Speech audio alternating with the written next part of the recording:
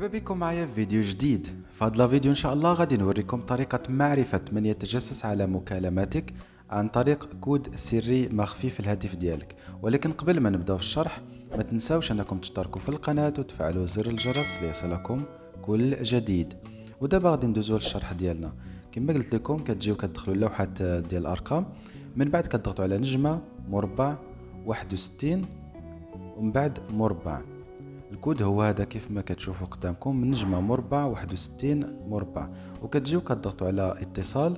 من بعد كتختاروا الشريحة اللي بغيتوا انكم ديروا ليها التيست، ومن بعد هنا كتطلع معكم هاد الواجهة هذه اللي فيها ترانسفير دابيل. الى لقيتوا هنايا نو ترانسفير بحالي، يعني حتى واحد ما كيتجسس على الرقم ديالكم او على الهاتف ديالكم. وفي حالة لقيتوا هنايا رقم متكون من 12 ولا 11 رقم، فعرفوا ان هذا الرقم كيتجسس عليكم وخاصكم ديروا له الغاء. اما في هذه الحاله فهنايا ما كيتجسس عليكم حتى واحد، كديروا اوكي.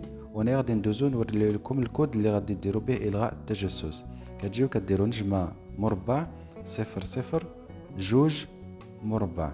غادي نعاود لكم نجمه مربع 00 جوج مربع، وكتضغطوا على اتصال وكتختاروا الشريحه اللي بغيتو. من بعد بهذه الطريقه اوتوماتيك كيتلغى التجسس على الهاتف ديالكم. وهذه هي الطريقه كما شفتوا قدامكم في الشرح المفصل في الفيديو.